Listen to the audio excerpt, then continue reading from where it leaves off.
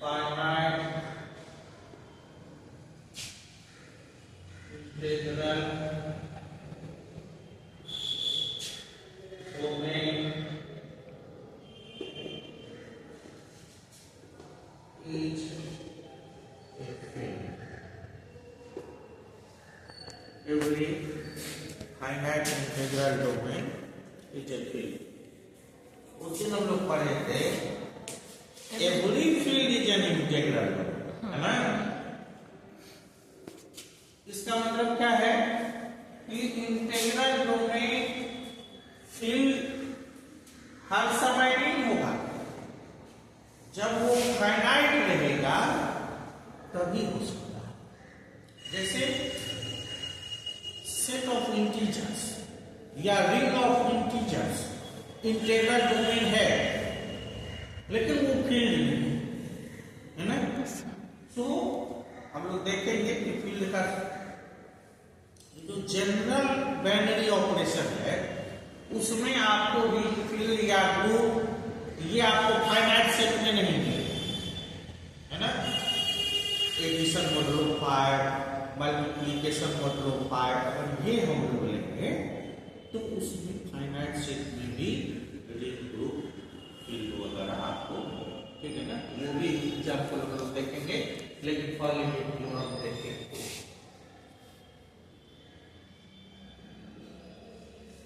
पूरा लंबा है लेकिन समझ में पूरे आ रहे, है ना। और वो वाला थ्योरम और ये वाला थ्योरम दोनों मिला के कोई एक मेन परीक्षा थी और नहीं समझ, ठीक है ना। फुल लेंथ वाले क्वेश्चन, बड़ा क्वेश्चन, ठीक है ना। तो मान लीजिए लेट डी, वहां से देखो कुछ हो रही है, बढ़ रहा है ना। हाँ ठीक है। Let D is a finite integral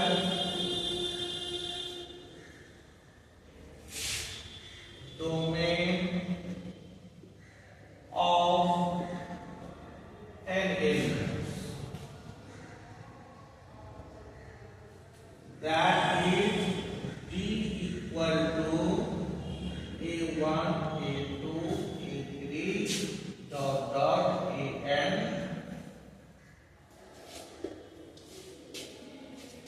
अब जैसे देखिए एक और भी चीज सीखिए, यहां हमको लिखना था D equal to this is a finite integral, ठीक है। ये चीज हमने नहीं लिख पाया, ठीक है। तो अब काट कूट करेंगे, है ना। उससे अच्छा कैसे हम इसको जोड़ें कि ये हमको काटना भी न पड़े और वो बात भी आ जाए, ठीक है ना। मान लीजिए कि ये आपका इंटीग्रल, इसको दिखाना है कि ये फील्ड होगा। हम लोग थोड़ा रिव्यू करें कि इंटीग्रल फील्ड में ऐसा क्या रहता है जो इंटीग्रल डोमेन में नहीं रहता, वो चीज हमको प्रूफ करेंगे तो होगा। तो फील्ड होने के लिए रिंग विथ यूनिटी चाहिए, रिंग विथ यूनिटी चाहिए, रिंग विथ यूनिटी,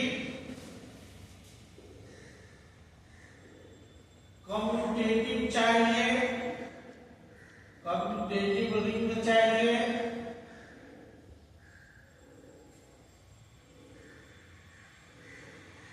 और multiplicative inverse of non zero element चाहिए। ये कंप्लीट डिफिनेशन होगा फील्ड। अब इसमें से देखिए ये फील्ड के लिए आपको ये फील्ड के लिए चाहिए। इंटीग्रल डोमेन में, इंटीग्रल डोमेन में कम्यूटेटिविटी रहता है, कम्यूटेटिव रिंग रहता है, और without zero divisors, without zero divisors ये रहता है। आपको ये भी पढ़ाया गया कि रिंग विथ यूनिटी भी रहता है लेकिन बहुत सारे राइटर में ring with unity integral domain में नहीं है ना। तो जब ही हमको इंटीग्रल डोमेन लेकर के कोई प्रूफ करना है दूसरा, तो हम उसको ये ना मानेंगे कि इसमें यूनिटी है, वो चीज हमको प्रूफ ही करना पड़ेगा। जैसे या मेरी बात समझ रहे हो ना, फील्ड में ये चीज जरूरी है, तो ये हम नहीं कंसीडर करके चलेंगे कि इंटीग्रल डोमेन में ये होता ही है, क्योंकि कुछ का मानना है होता है और कुछ का मानना है नहीं होता है। तो हम लोग मान के चलेंगे प्रूफ करते समय कि ये नहीं होता, तो हमको प्रूफ करना है कम्यूटेटिव ये होता ही है, इसलिए इसको प्रूफ करने की जरूरत नहीं है। विदाउट जीरो डिवाइडर्स है और नॉन जीरो एलिमेंट का मल्टीप्लिकेटिव इनवर्स हमको चाहिए, ठीक है। तो ये भी ये में जो अपना है और ये कम्यूटेटिव है ना, इस दोनों का उपयोग करके हमको ये और ये चाहिए, ठीक है। अब मेन देखिएगा कि हमको पूरे प्रूफ में इसी पर चलेगा क्या, क्योंकि अगर यूनिटी हो जाता है रिंग विथ यूनिटी, तो अगर दो का प्रोडक्ट कोई एलिमेंट ही होगा, उसी का एलिमेंट होगा और वो 1 के बराबर हो जाता है, इसका मतलब क्या है, वो दोनों जो मल्टीप्लिकेशन में है उसमें से एक दूसरे का इन्वर्स हो जाता है। सो पूरे हम लोगों को मेन फोकस करना है कि ये प्रूफ कैसे हो जाए कि ये रिंग विथ यूनिटी है। दैट मीन्स इसमें एक एलिमेंट ऐसा होगा जो मल्टीप्लिकेटिव आइडेंटिटी है, ये हम लोगों को प्रूफ करना है।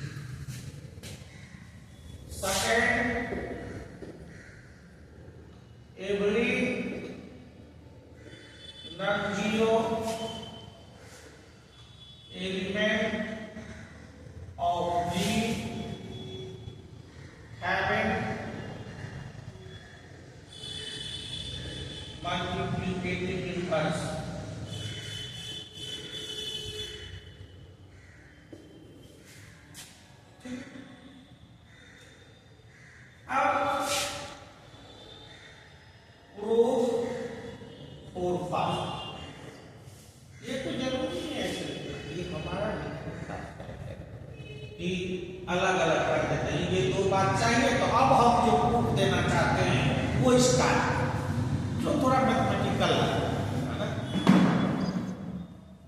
अब देखिए अपना D equal to A1 A2 A3 dot dot AN है। इसमें से एक non zero element consider, let 0 does not equal to A belongs to D, मतलब ये A जो है इसी में से कोई है, कोई, ठीक है ना, n एलिमेंट में से कोई B any element. Now construct n products A1, उस A से सारे एलिमेंट को हम लोग मल्टीप्लाई करके n प्रोडक्ट्स बना रहे हैं। क्योंकि n वो एलिमेंट है तो n ही प्रोडक्ट्स बनेगा। AA1, AA2, AA3, AA4, AAN।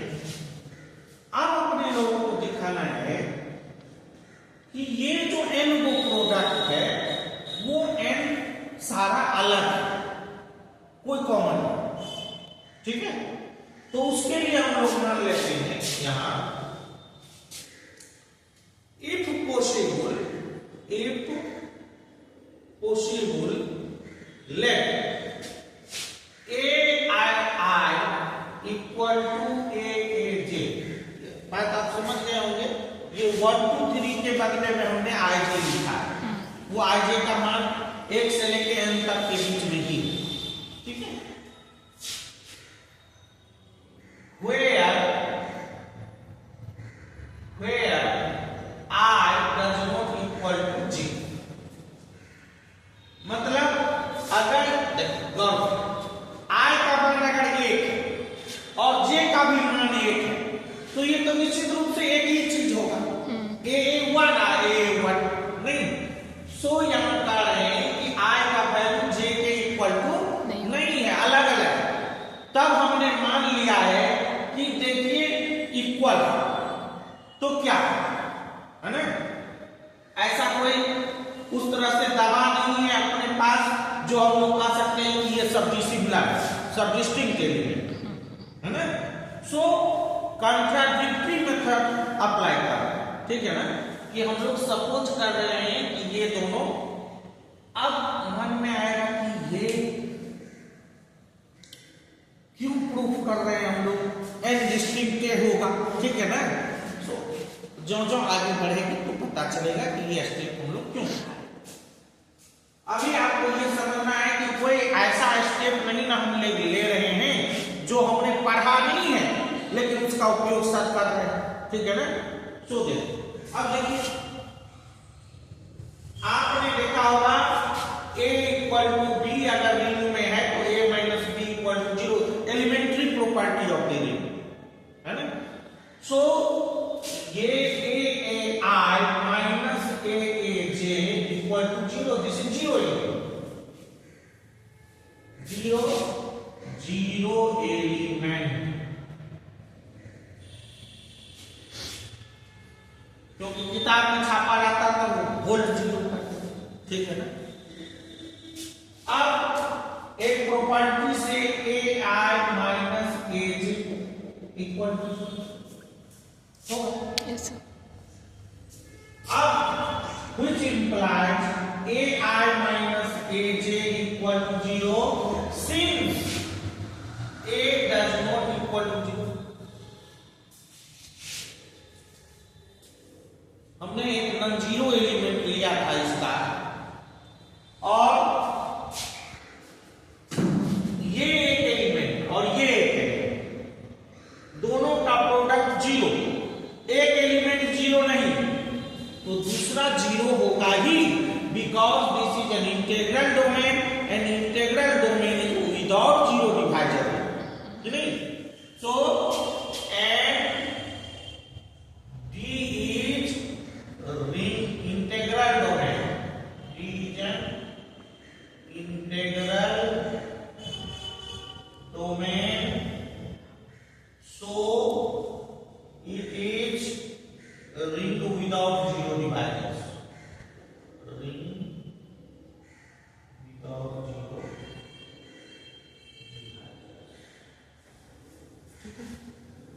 So AI equal to AJ, अब AI equal to AJ ये कैसे होगा, हमने तो यहां लिया था ये जो सारा का सारा है ये तो एक डिस्टिंक्ट एलिमेंट है और AI AJ तो इसी दिन से जो बात कर रहा होगा कि नहीं, तो ये तो गड़बड़ होगा। अगर दो एलिमेंट सेम हो जाएगा इस सेट में, है ना, तब तो ये n एलिमेंट्स रहेगा ही नहीं, ये घट जाएगा, नहीं। So which is contradiction, which is contradiction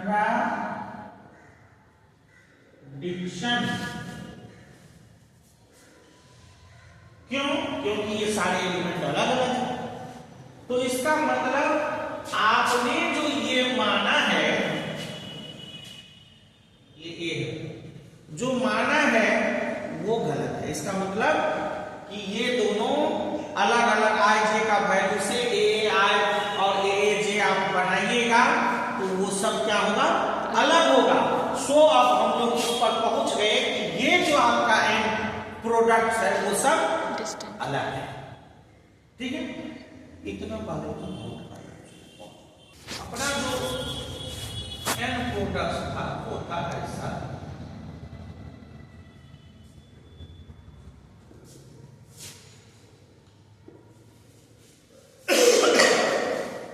इसमें से हमने ये कहा है कि इसमें से सब के सब डिस्टिंक्ट।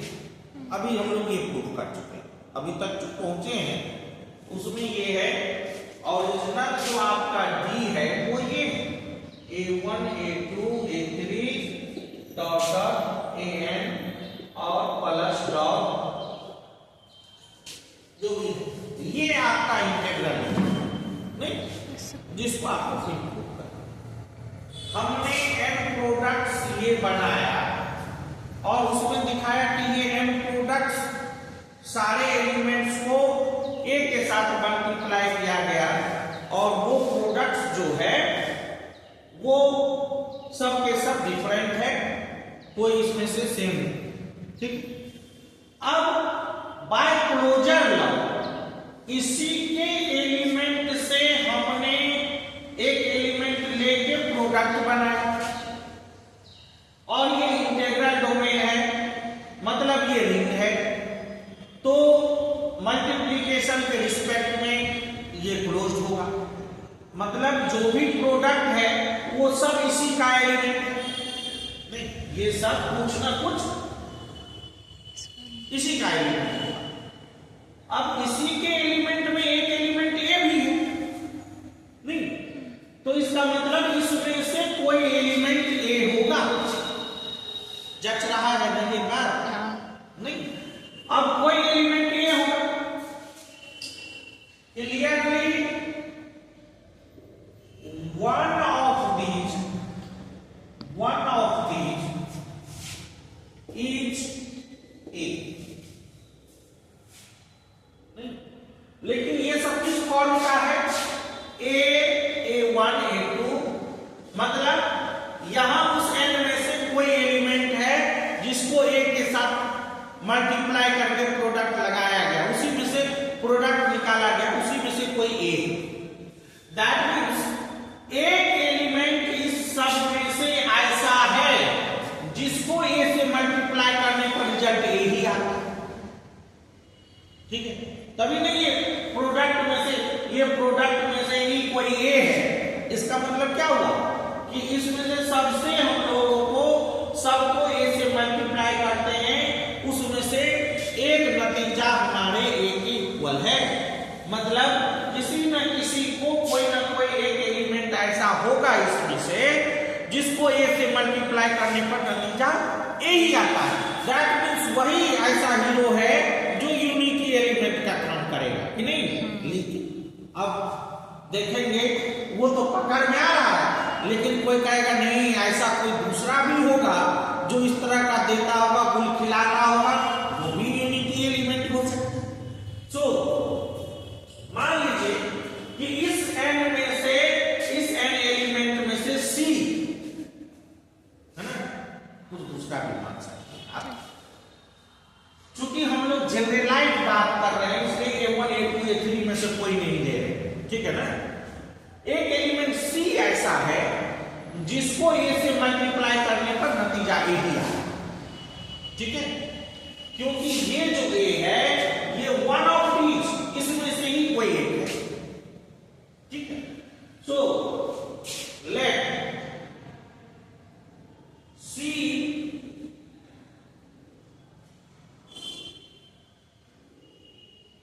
निश्चित रूप से समझो, क्योंकि अगर जीरो एलिमेंट के साथ मल्टीप्लाई होगा तब तो रिजल्ट जीरो दे देगा। सो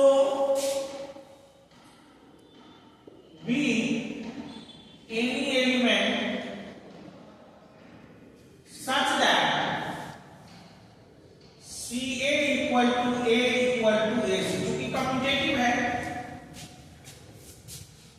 आप इसको ऐसे क्योंकि हम लोग बाएं तरफ से मल्टीप्लाई किए हैं यहाँ A1 A2, इसलिए ऐसे लिखने में आपको अच्छा लगेगा A, और फिर लेकिन चूंकि कम्यूटेटिविटी का पालन हो रहा है, कम्यूटेटिव रिंग होगा, इसलिए CA इक्वल ऐसा होगा कि नहीं होगा, कोई एलिमेंट इसमें से एक ऐसा होगा जिसको हम लोग A से मल्टीप्लाई करेंगे तो वो रिजल्ट A आएगा।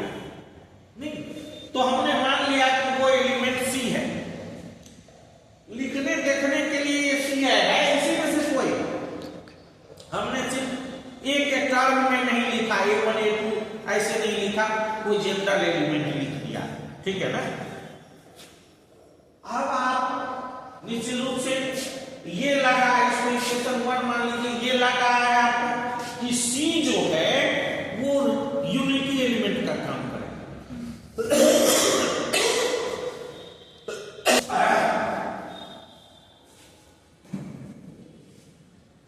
C जो है यूनिटी एलिमेंट का काम करेगा, लेकिन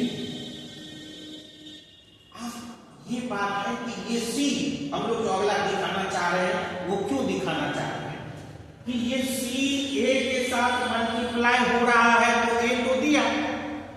अब हम लोग देखेंगे कि क्या ये दूसरे के साथ भी मल्टीप्लाई होने से वो एलिमेंट अगर दे देगा तभी ये यूनिटी हो सकता है। हमने तो एक ही एलिमेंट को अभी चेक किया, लेकिन यूनिटी एलिमेंट होने के लिए तो ये सबके साथ होना चाहिए। तो अगर सबके साथ न हो, यहां तो बन सकता है, नहीं तो यही क्लियर है कि अगर इस तरह का कोई एलिमेंट दे रहा है तो निश्चित रूप से वो यूनिटी एलिमेंट होगा।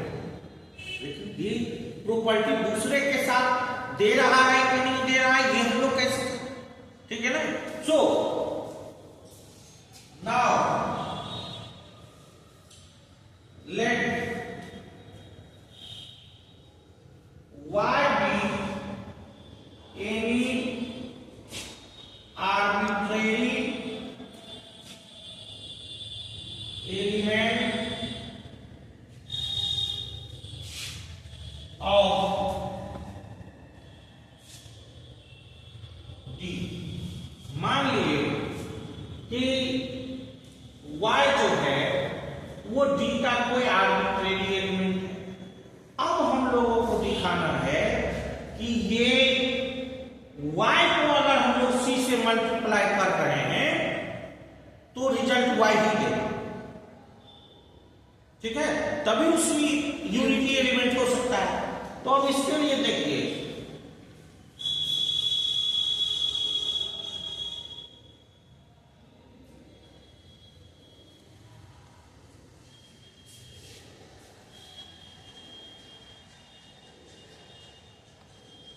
अब एक बात और भी है कि ये Y जो हम लोग लिए हैं वो ये है, इसमें से कोई एक है और उसमें से एक है, या आप कहिए कि इसमें से एक है। ये तो प्रोडक्ट बनाया है वो भी तो यही है, क्योंकि क्लोजर लॉ से ये सब A1 है, हो सकता है कि A3 का वैल्यू A2 है, हो सकता है A2 का वैल्यू, ठीक है ना। तो Y भी तो इसी में से कोई प्रोडक्ट होगा ना। तो एक एलिमेंट और हमको ऐसा चाहिए जिसको A से मल्टीप्लाई करेंगे, लेकिन मजेदार, एकदम हेड का सब भेद एकदम क्लियर कर देगा, भारी नहीं है ना। अब देखिए ये Y इसी में से कोई प्रोडक्ट होगा तो उसका रूप है इस तरह से, A मान लीजिए A के इस फॉर्म का, और ये दे दिया Y, ठीक है। हो सकता है और के साथ Y किसी और का हम तो नहीं जानते। तो ये एलिमेंट एक चाहिए ना जिसको इसको हम लोग मान लेते हैं कि ये एक x है, जिसको a से मल्टीप्लाई करेंगे तो y बनेगा। ये सारा x a के y सब d का ही एलिमेंट है, ठीक है। Then for some x belongs to d,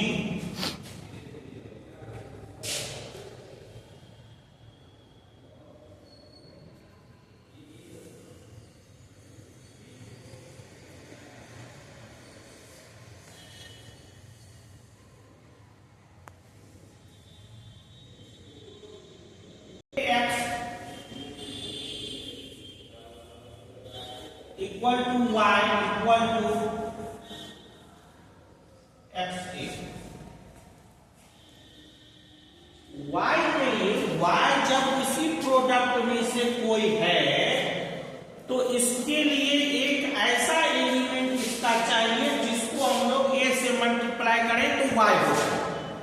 तो हमने कहा है कि ऐसा एलिमेंट x है D में जिसको a से मल्टीप्लाई करते हैं तो y बन जाए।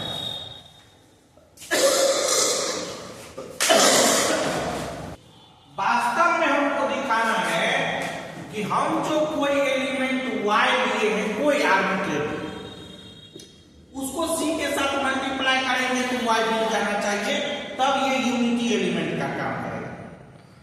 ये एक तो दिखाई दे रहा है, लेकिन ये सिर्फ एक के लिए है, हम लोग जनरलाइज नहीं कर पाए, सो अब जनरलाइज करने का कोशिश कर रहे हैं। तो लेकिन तो y हमने जो लिया, अब वहां तक पहुंचेंगे कैसे, उसका रास्ता है।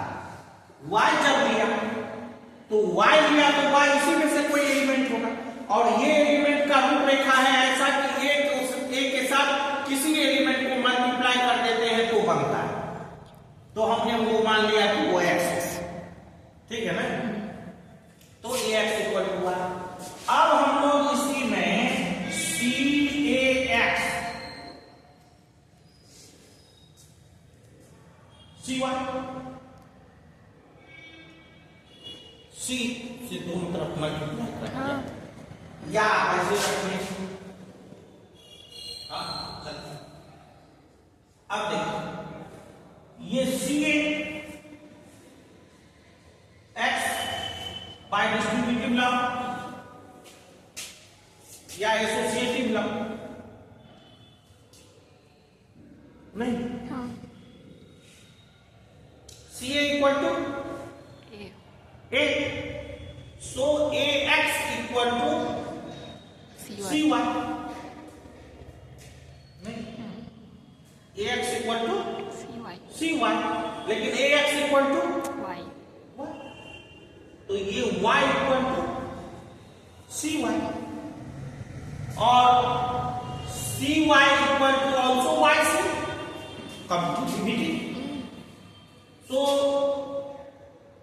cy equal to y equal to yc, no doubt. ये बाय कम्यूटेटिविटी, ये 9 भी दिखाते 9 भी लिखते तो कोई हर्चा नहीं, लेकिन जो बच्चा यूनिटी एलिमेंट पढ़ा है वो तो दोनों तरफ से देखेगा कि लेफ्ट साइड से भी 1 से मल्टीप्लाई होना चाहिए तो भी वही एलिमेंट आए, और राइट साइड से 1 से मल्टीप्लाई हो तो भी वही एलिमेंट होना चाहिए। सो हम लोग देखें कि y को जनरल एलिमेंट लेते हैं और उसको c से मल्टीप्लाई करते हैं तो यही जनरल एलिमेंट आ जाता है। इसका मतलब c क्या है,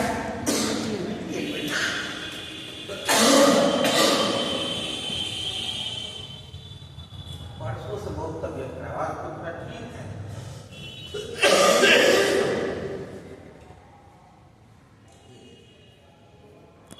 Which implies C is a multiplicative identity. Multiplicative identity.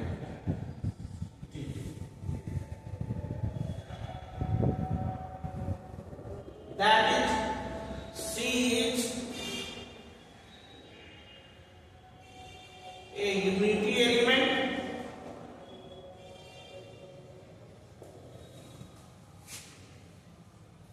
अब ये C हो गया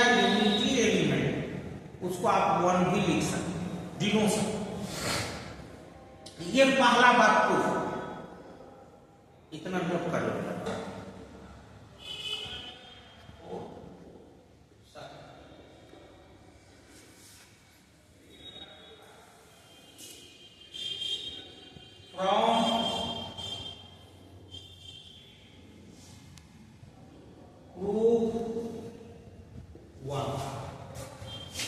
वन में जो हम लोग प्रूफ डाले उसके हिसाब से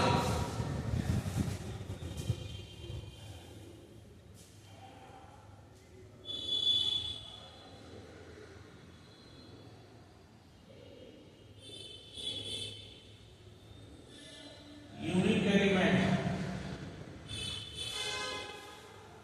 1 belongs to this. Clearly,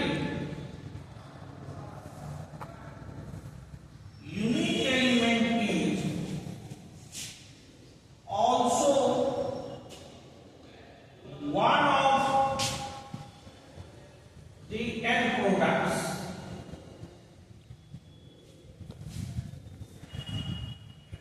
ये n के n सब अलग था, A1, A2 और ये सब क्या है, D का ही एलिमेंट है, और D के एलिमेंट में एक एलिमेंट यूनिटी भी है, तो इसी प्रोडक्ट में से ना एक वो रहा होगा।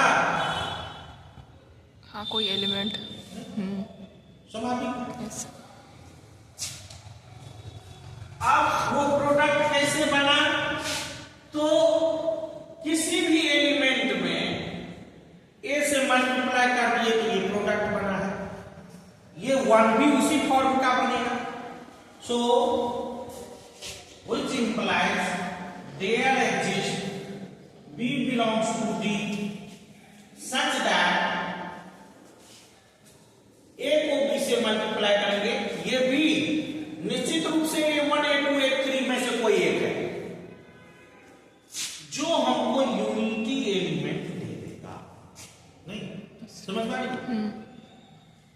और उस केस में अगर ये यूनिटी एलिमेंट दे दिया तो उस केस में ही तो B मल्टीप्लिकेटिव इनवर्स है, B equal to multiplicative inverse of A,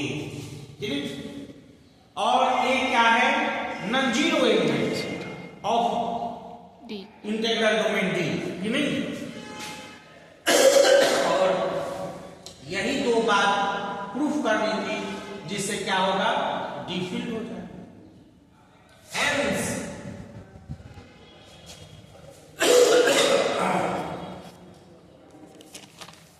from above proofs D is a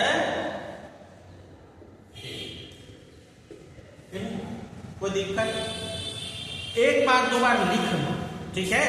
हो सकता है कहीं कहीं सस्पेंस